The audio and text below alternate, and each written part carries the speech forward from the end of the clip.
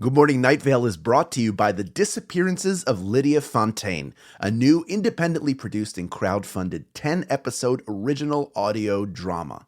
Set in a deceptively familiar world of electronic surveillance and machine-mediated communication, The Disappearances of Lydia Fontaine follows Lydia Ryan and her friends, lovelorn Ethan and wannabe internet sensation Dee, as they struggle to unravel the mystery of her mother's disappearance.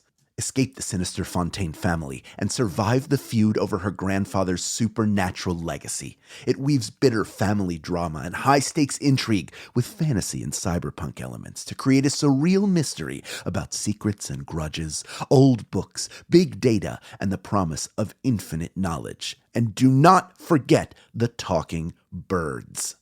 It's a full-cast production with original music and a bespoke soundscape presented through a series of found-footage-style surveillance recordings. And it's important to note, this show was made entirely without generative AI. Even the computers are voiced by human actors. Episodes are free, and you can start listening right now with the Season 1 finale due to come out on August 16th. For more information, go to lydiadisappears.com. and find The Disappearances of Lydia Fontaine wherever you get your podcasts and start listening from the beginning. Insurance isn't one size fits all, and shopping for it shouldn't feel like squeezing into something that just doesn't fit.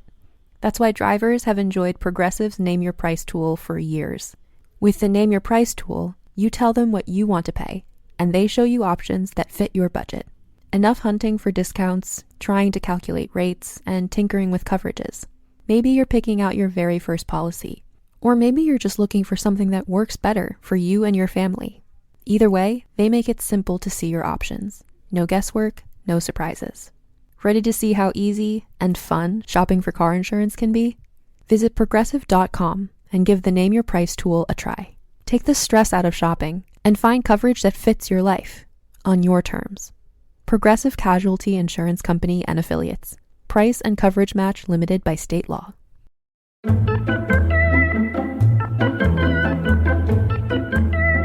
Leave no stone unturned. Leave no rock unpivoted. Leave no pebble untwirled. Good morning, Night Vale.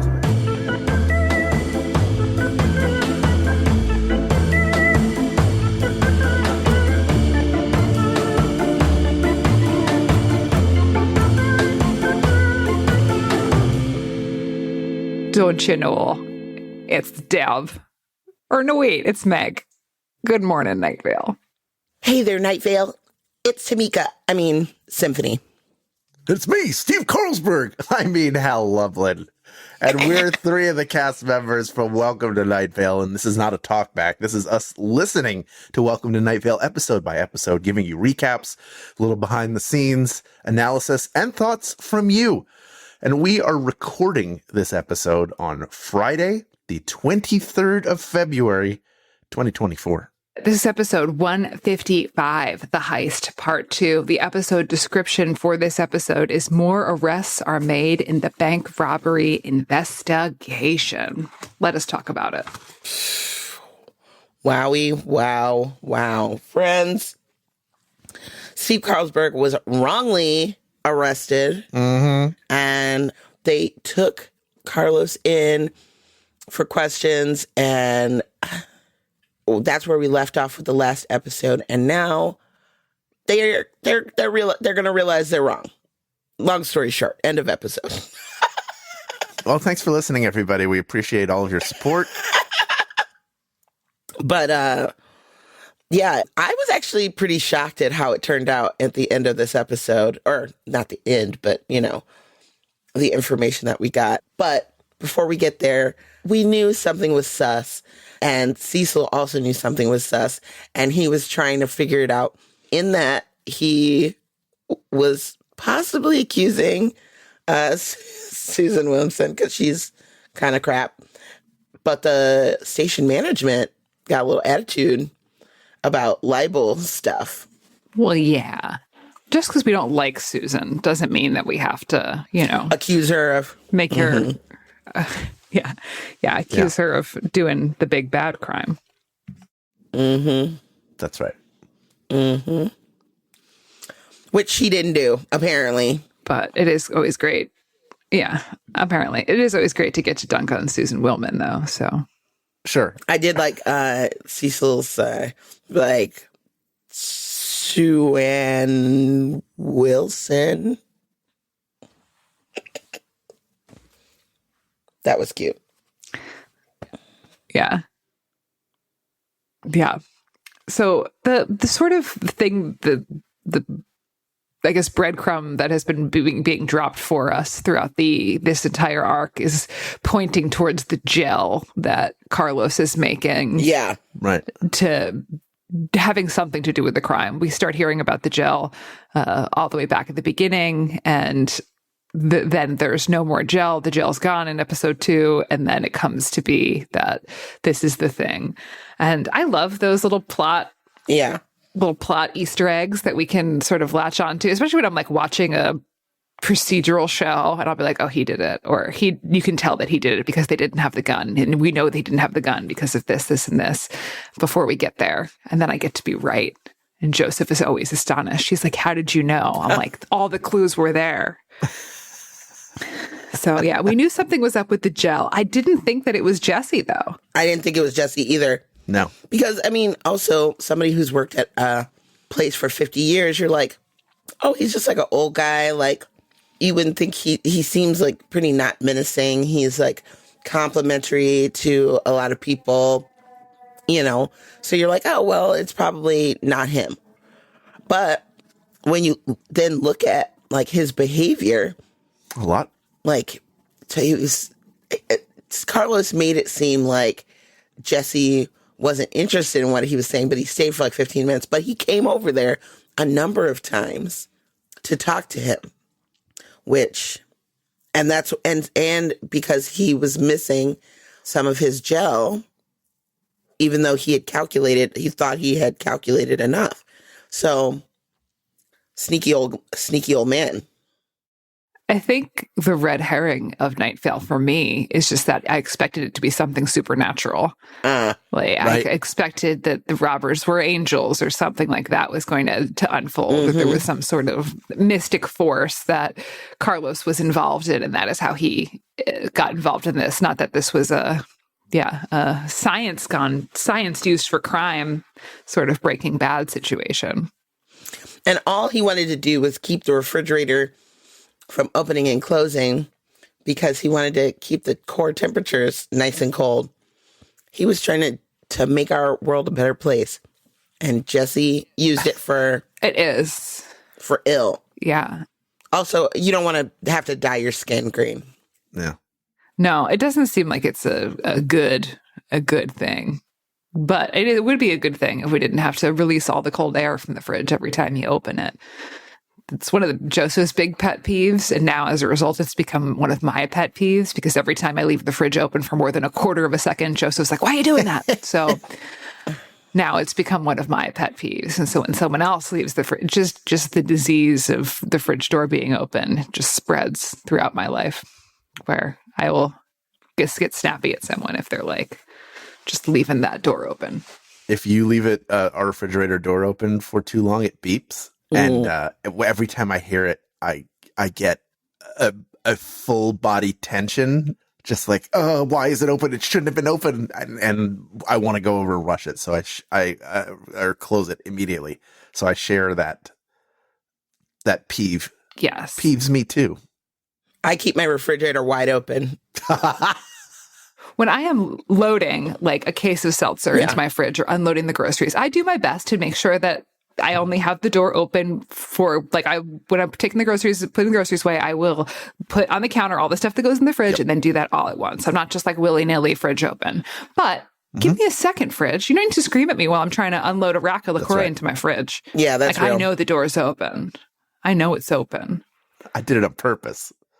There was also one time that the alarm, we have French door fridges, the doors just don't close properly, so that happens a lot, but the alarm didn't turn on my fridge once, and Joseph came downstairs the next morning and like the entire fridge was just like all had to be completely thrown away, including like a whole chicken from the farmer's market, and like I had just done like the big grocery shop. Oh no. It was like And it was like Pando time. So it was like, I bought 3 yogurts, like 3 big yogurts. And you'd washed all of it? Oh. Yeah. And it all just had to go away. Joseph never forgave himself for that one. He never did. And it was when I was pregnant. Were you a grocery washer? It was, I don't know. I used to, for like the first couple weeks, I would like use a Clorox wipe on my like the plastic containers. Oh yeah. I used dish soap. I washed every single thing that went in the fridge for a while. And it was not fun. No fun. And doing nothing. Yeah. It was airborne. It's airborne though. It still is. Yeah. Still is airborne, folks. Wear a mask. It's always great to wash your hands. It's always great to use some hand sanitizer. But if you want to not get the COVID, you got to cover your face. Cover that face. Cover that punum. Yeah. I find myself wearing masks. I mean, I obviously travel a lot, but I find myself, I've always been annoyed at other people coughing. So I wear a mask just because I'm generally annoyed with other people breathing and coughing anywhere near my space. So, yeah. It makes me feel to the point where it's been so long that it makes me feel like kind of naked if I don't have a mask on and I'm in like a closed public situation amongst the strangers where I'm just like, oh, this feels weird. Yes. yeah. So, yeah. But I also did like one thing I loved about still love about wearing masks is that people can't see you kind of like grimacing at them or being like, you know, I don't know. I have this kind of stank face when somebody does something like weird and I get like, or I get annoyed by something. I'm just like, but if you can't see it, all you see is my eyes and you can't tell that I'm judging you. yeah. And going back to the last episode, talking about being perceived, nothing would feel as good to me as wearing like a hat, sunglasses, and a mask. I'm like, oh, this is the best. Right. I'm just Poker player. Just my whole face is entirely my own. Perfect for poker. Mostly nothing. Yeah. See, I wear my outdoor outfit, which is basic. It's a Savage X Fenty like jumpsuit. So it like zips up and it's got a hood, and then I'll wear sunglasses and a mask. I could be anyone. That's true. That's how you blend in. Feels Jason so good. Bourne. Oh my God, that's Jason Bourne. Here, they can see it. Yeah. You can see me like this. Oh, then you close it up. And then a mask and glasses. I fully close my. Yeah, just like. Do I look tough? Oh, yeah. Yeah. Oh, yeah. You look like a boxer. I'm scared. No, I'm not going to hurt you. Don't worry. Don't be scared. But yeah, so it was interesting listening to this episode go through because you're like, okay, who actually did it? Because we know in our heart of hearts that it couldn't have been Steve. And then Steve was exonerated. And then they were like, Carlos did it, which, girl, we know Carlos did not do it. But then... Yeah, my thought was like, if there's, again, like I was saying, if there was a Carlos or Steve involvement, it was due to the supernatural. It is not due to an actual just straight up heist. But it turns out... It was Jesse the whole time. That old man. I'm just assuming that he's old. They say he's old. Well, he's worked there for 50 years. But also that means nothing in Night Vale. He could still be 18. But if you work somewhere for that long, there are a lot of reasons why you work someplace 50 years. Loyalty is only one of them. And liking where you work is only one of them. And there are a lot that are, you're trapped in the situation and you've built resentment because you can't leave. And so you start thinking about how you can turn it into your retirement plan. Like I get why someone would do it. I'm not advocating for it. I'm not saying I would do it, but I understand where the motivation would be. Well, one thing we didn't get was that like reason why he did it. Yeah. You know, like, was he mad? Was he just trying to get money? You know, like, did he only come up with this idea? Like, had he already been planning on robbing the place before the gel came in,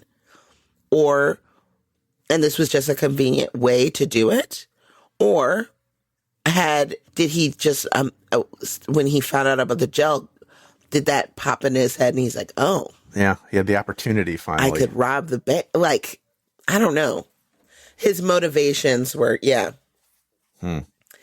unclear. But no matter what his motivations, he committed the crime. So now he's going to do the time, which is sad. Yeah. Sad for Steve, too, because he feels betrayed, I can tell. Yeah. Steve, worked really hard to sort of cultivate an environment of trust among his workplace. And then it was betrayed, which has got to feel really hard. Mm-hmm. Got to feel really difficult for Steve. And he has his broken foot, and his coworkers were all put in danger. And I'd be pissed. Yeah. I'd be real pissed. Yeah. And Susan Willman is innocent or whatever. So yeah, she's still a part of it, even if she's not the best. You don't get to choose your coworkers, unless you work at Night Vale, and then you get to choose your coworkers. But when you work at the bank, you don't get to choose your coworkers, and sometimes you get a Susan Willman. True. Yeah. I wanted to talk a little bit about the community calendar for a second, because there's this is the part where it's such a Jeffrey section where he's talking about the Night Vale dance team. Oh, yes. And that Red Mesa is just doing a jazz routine to Tommy Tune's Broadway, classic high school dance team. But Night Vale's dance team is presenting Ode Nahareen's postmodern masterpiece, Anna Phase. Which is it's an actual dance piece by this Israeli choreographer who's the house choreographer for the Batsheva Dance Company. He sort of developed the style of dance called Gaga, a movement of language and pedagogy that focuses on, I guess let me find the quote here about what Naharin's style is. It's distinguished by stunningly flexible limbs and spines, deeply grounded movement, explosive bursts, and a vitality that grabs the viewer by the collar. So, way to go, Night Vale. High dance team. You do the avant-garde modern dance. Good luck to all dancers, Yeah. Good luck to all dancers.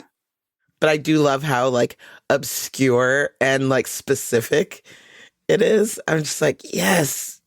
Also, knowing Jeffrey, of course. Of course. Yeah, Jeffrey has a lot of information about the dance world and had worked for dance companies for a while. So right. Yes, I love it. But have you ever seen Jeffrey dance? No. Have you? You're saying this like you have many times. Dance is a... bobbing his head. He's like a dad. He dances like a dad, I think. I mean, I've never seen him fully bust a move. Right. But I would be interested in going to, he told me he went to the ABBA thing and he was like, oh, and I was dancing. And I was like, you were dancing? And I was like, I would pay any amount of money to see that. I love when people dance with reckless abandon. It makes me so happy to just see people let go of any sort of thing of perception or whatever and just give themselves to the dance, Yeah.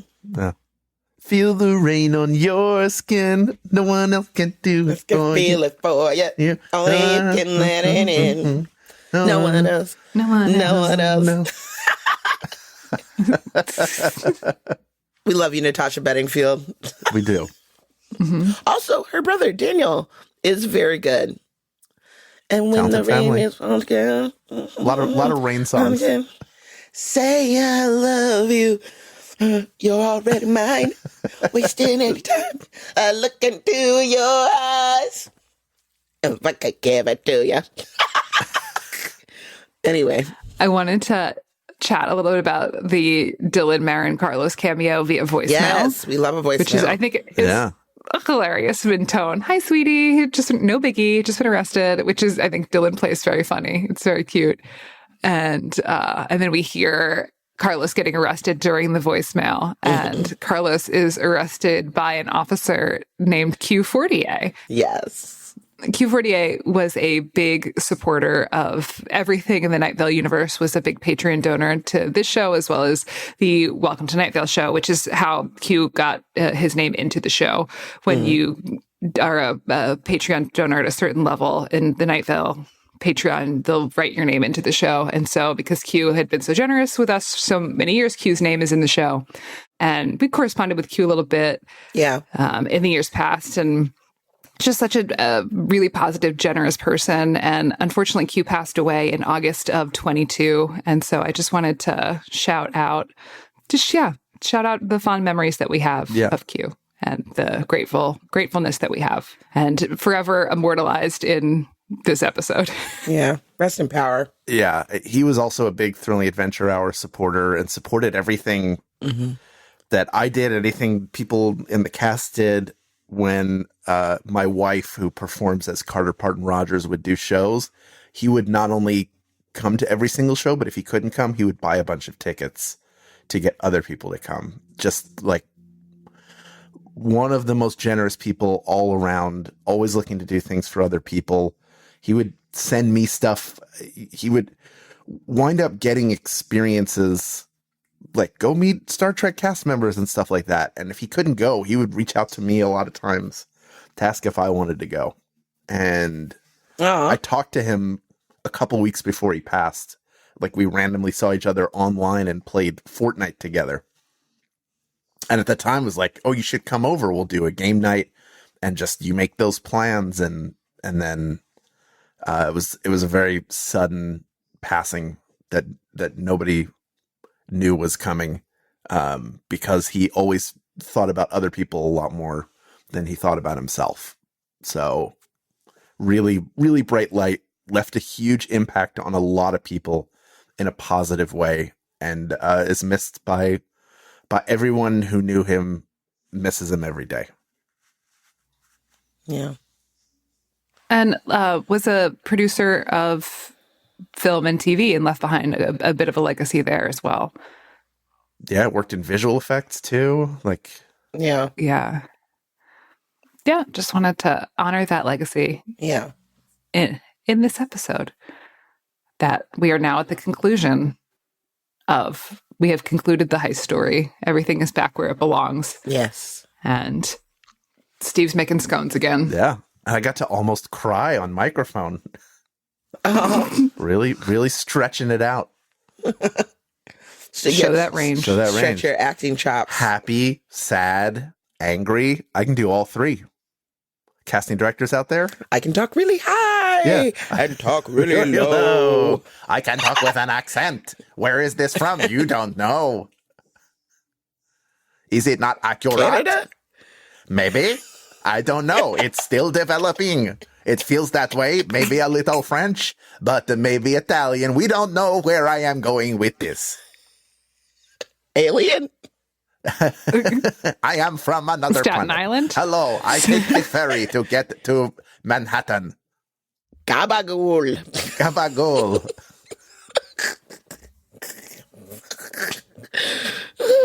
Mentally unwell. I am from South Dakota, where we all talk like this. This is our accent. Hello. Please, someone from South Dakota, chime in. Is that how you talk? Confirm. Are you from Pierre? Isn't that in South Dakota? Which Dakota is that in? That's where I'm from. The city in South Dakota, where we all talk like this. And we go to Bloomingdale's for lunch. They have a cafe in there. You are deranged. Oh, I love it. Just saying I'm available, Hollywood. I don't know why you're not knocking my door down. It's ready to fall off its hinges for you. Up next, we hear from fans and friends of the show, but first, a conversation about this episode's weather. This episode's weather was Good Luck With That by Fathom All the Animals. Okay. Yeah. So this gave me big 2000s pop punk sort of vibes. I was like, Green Day? Blink 182? No, it's Fathom All the Animals. That's right. I really enjoyed this. I thought it was really fun. I agree. I think it's fun when we get something stylistically so stylistically different than what we normally get. Yeah. And a little Denver-based pop punk. Love it. Really enjoyed it.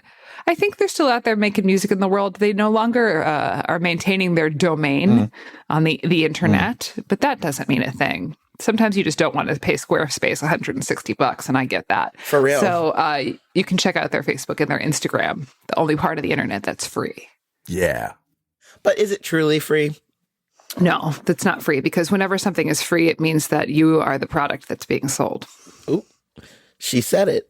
It's true. Honestly, Facebook is just a collection of memes from old people. At least that's what most of my feed looks like. Mine too. I mostly use Facebook for groups, like, local moms group or buy nothing group or like that sort of groupie stuff. So I think because of that, my whole feed is just like, I just get like a bunch of random group stuff from groups that I'm not in, trying to get me to join the Britney Spears fan hate page. I am also in a bunch of Facebook groups. My neighborhood Facebook group. The Chamber of Commerce of my neighborhood as well. I also am a part of a group called Spinsters. Like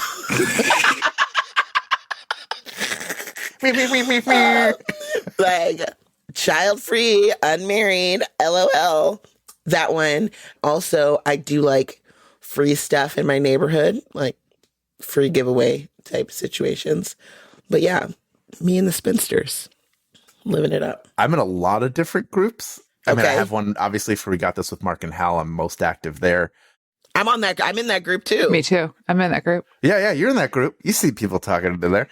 Also, I'm in the group for the apartment complex where I used to live, so I get to see everybody complaining about it and feel good I don't live there anymore. And nice. I was part of a couple of like foodie groups, so they're really serious foodies, and I would like to get in there and do stuff like say, you guys, I just created the craziest snack. What I did was I took 2 Oreos, but I took the filling from one Oreo and put it inside the other one, so it's double filled. And then they would go, well, that's double stuffed Oreos. I go, I don't know what that, I mean, that's not what I'm calling it, but I invented this thing. And they would start sharing articles. Like, they've been around since 1978. I'm like, that doesn't seem real to me. Anyway, I would carry it out as long as I could. I think I did another one where it was like, I took pasta and I put tomato sauce on it. Something like that is the simplest possible meal, and see how long I could get people to believe that I actually didn't know that it was an actual dish. Just light trolling, like fun. I would call that pranking. Fun I don't trolling. think that's troll. Trolling would be like, you're a piece of shit who can't cook. Nice dumb cookie. Yeah. This is like, how long can I pull off being the dumbest person in this group? It's a different. It's called trolling. I don't consider that. I consider that pranking because it's harmless. I agree. It's because it's obvious. Yeah, very obvious. Yeah, I mean, no, it's not like hurting anyone, so that's good. Yeah. I'm in a couple of nail groups, like Nail Inspo, and what else? Oh, I'm still in the Rag Bride group because, part of me one day is like, maybe I'll go back and ride across Iowa, but maybe not. I don't know. Iowa's still going to be there, so you got that to look forward to. I've thought, I'm like, I've already done that, so like now I'm like fantasizing about doing one like in Europe or something, like in France or Italy or something, where there's wineries involved. Yeah, there's that one in France where you like chug champagne and drink and eat oysters and then ride your bike. And yeah, I don't want to puke, but I do want to. I do like those things. I love champagne and oysters because I'm a fancy lady. But would you put them in a calzone? No. I don't think that would cook very well. Fair enough. But I do love a calzone. Yeah, let us cook right now. Let's cook it up. Stay right there. Good Morning Night Vale will return after a brief break.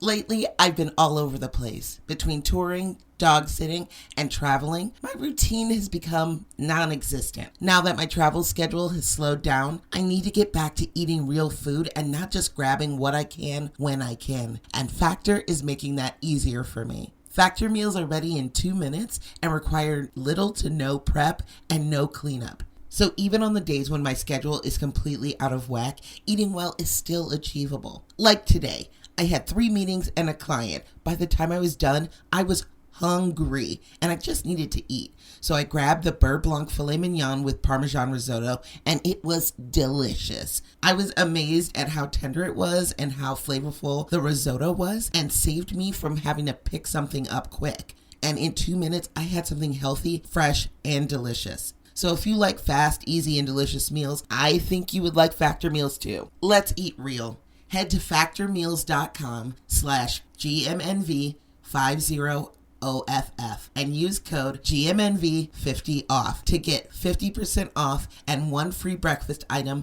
per box for 1 year, while supplies last until 10/31/2026. That's code GMNV50OFF at factormeals.com. GMNV50OFF at factormeals.com. See website for more details. All right. Luckily we have an email from Q Fortier from a while back. So we're going to read that today.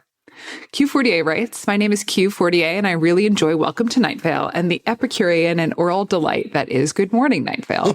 I wanted to write in and tell a story about Night Vale opening doors and not just the old oak kind. I fell into working in the entertainment industry and one day found myself in the before times headed to a lunch meeting in the Valley with 2 very impressive and influential writers/showrunners. They were both operating above my pay grade, and so I was notably nervous. When I arrived, I found these 2 ladies, and we sat to order and talk. One was very open, the other was quiet and withdrawn. As we chatted, I started to grow worried because the quiet woman would talk to the open one, but wouldn't say much to me. This all changed when I noticed that the shoes of the more friendly host had mystic eyes, obelisks, and stars on them, and I commented that it reminded me of Night Vale, which I am very fond of. Immediately, the quieter of the 2 warmed and started to chat, became animated, and pitch ideas. After 2 hours and a second round of coffee and dessert, the formerly quiet woman confided me that she is a queer woman working in a male-dominated field and had recently had some negative experiences. I read as very white, straight male, especially in a dress shirt, so she was afraid to engage, but by mentioning my love of Night Vale was a secret password, it was a vouchsafe for my character. It created a sense of safety and community. I still collaborate with and visit the sets of When Things Can Film, these amazing creatives to this day. Thank you all for what you do and being a strange, wonderful, flickering light in the dark. Q." Oh, Q. Thank you for being a flickering light in the dark and continuing to be one. Oh, so much love. So much love right there. Up next in the Calzone, we have Katie. KD writes, "Hello to Meg, Symphony, Hal, and everyone else involved in Welcome to Night Vale. I am writing this while I am still only at episode 32 of Good Morning Night Vale, but I wanted to go ahead and write in now instead of waiting until I've caught up, which I'm working on doing very quickly. I started listening to Night Vale back in the day when it was still fairly new and gaining popularity in 2013. I heard about it from Tumblr, and after checking it out, I loved it, but fell out of the habit of listening every week somewhere around episode 30, when I caught up and was waiting on a new episode, and I just never got back into it. We can blame my ADHD for that. Fast forward to exactly this time last year.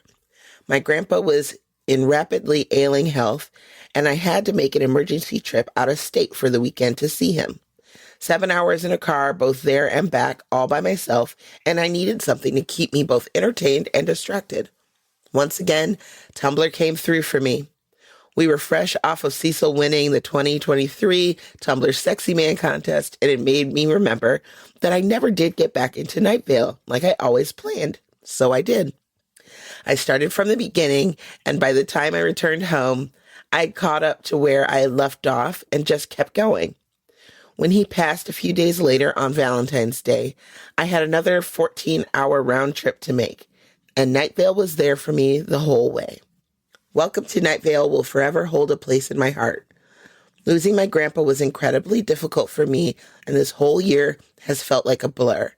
But Night Vale has been a comforting presence.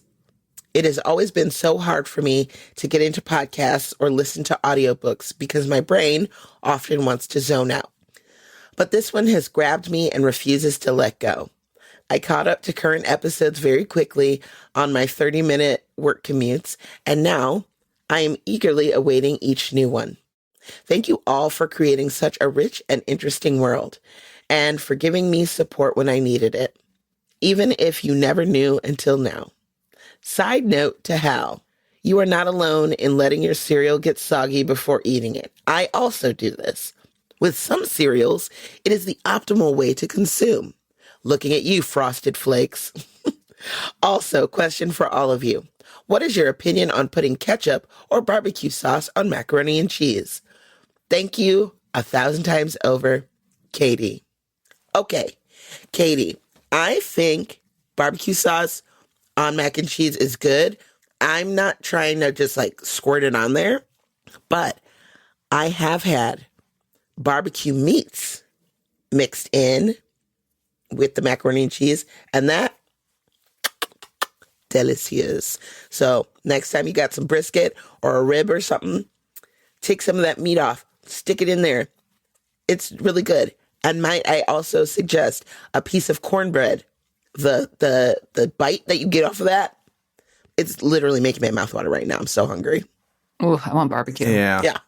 I like a meat in a macaroni and cheese. I feel like the reason why we put a sauce on there is because it's bland on its own, and maybe it's not particularly seasoned, which it's not a particularly seasoned dish a lot of times the way it's made. I prefer putting the soy bacon bits in there, or actual bacon bits in there, and that gives you a little bit of texture, and it gives you that smoky kind of salty flavor that fills it out. I don't like a sweetness that a lot of barbecue sauces have to put into mac and cheese. And ketchup, I love ketchup, but there are some things I won't put it on, and that is one of them.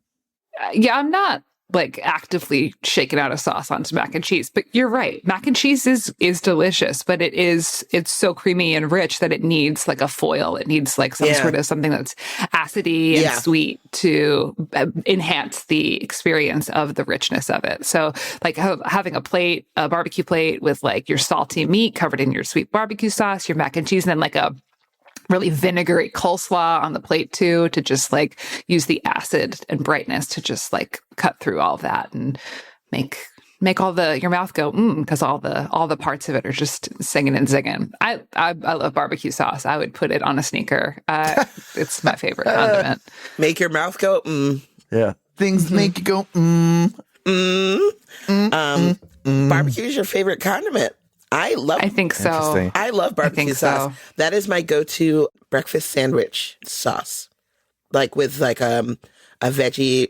I usually do veggie patties and a over easy egg, or over medium egg on it, and like cheese or whatever, and barbecue sauce. Oh, mama.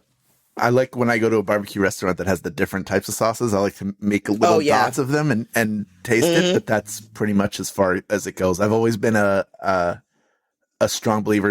If you are a barbecue place that has to slather your meat in sauce for it to taste good, that you're not cooking it well. You're like, it's not good if you have to put sauce on it. Now, if you want to put sauce on it, that's fine. Like that should be up to the customer. But when I get ribs and they're like 6 inches of sauce and then just a little bit of meat, those aren't going to be as good to me as a dry rubbed rib. I do agree that I'm not, but barbecue sauce for me really isn't about using it with meat. It's like, I like to dip a sweet potato fry in it. Yep. I like it to have it on a sandwich. Sure. Mm-hmm. I have used it as a salad dressing, and I think it's a great salad dressing. Nice. I have definitely mixed barbecue sauce and ranch dressing. Yep. That's a good combo. Like on a kind of like Cobb sort of like salad or something with like tortilla strips. Yeah. Yeah. That like a chicken, like a barbecue chicken. Oh, babe. But yes, I agree how the meat itself should be like that proper smoky and flavored.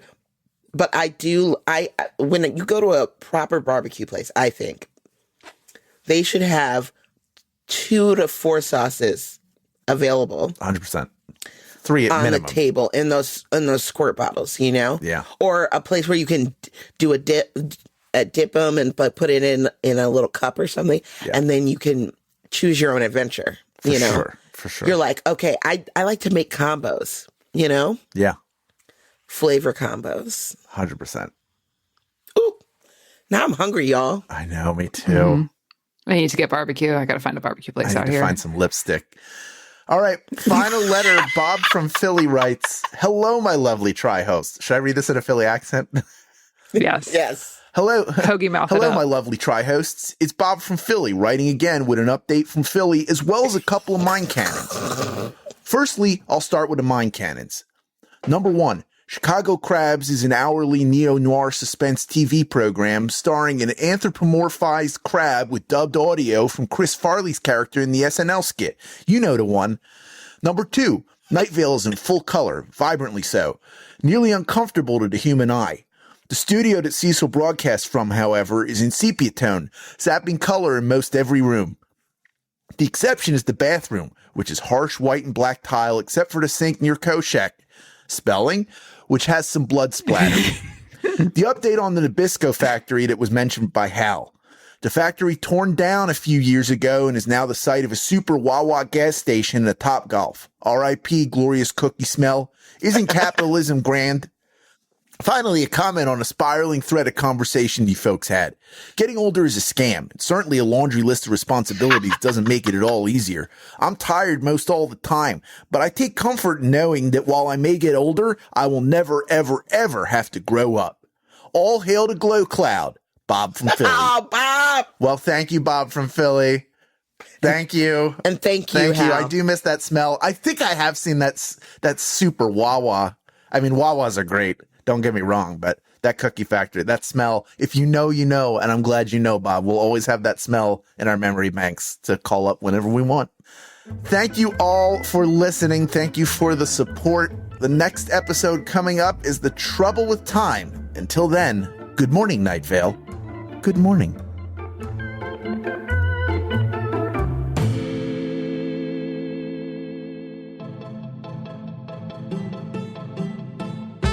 Good Morning Night Vale is a Night Vale Presents production. It is hosted by Symphony Sanders, Meg Bashwiner, and Hal Lublin.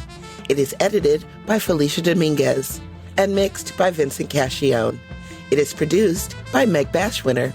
Theme music by Disparition. Email us at info@goodmorningnightVale.com to share your theories and ask questions, or just to tell us how you're doing because we really would like to know. This show is powered by our patrons like Avery Lewis, Ira Tanner, Belinda Maffey, Balthazar, and Bree Palmer. If you are interested in supporting this show in exchange for lots of fun, exclusive insider hyper cool kid content, check us out at patreon.com/goodmorningnightVale. For more information on this show, go to goodmorningnightVale.com and follow us on Facebook and on X at Night Vale Chat. Special thanks to Joella Knapp, Jeffrey Craner, and Joseph Fink. Calzone ingredient of the week is Carlos's green science goo. Yuck.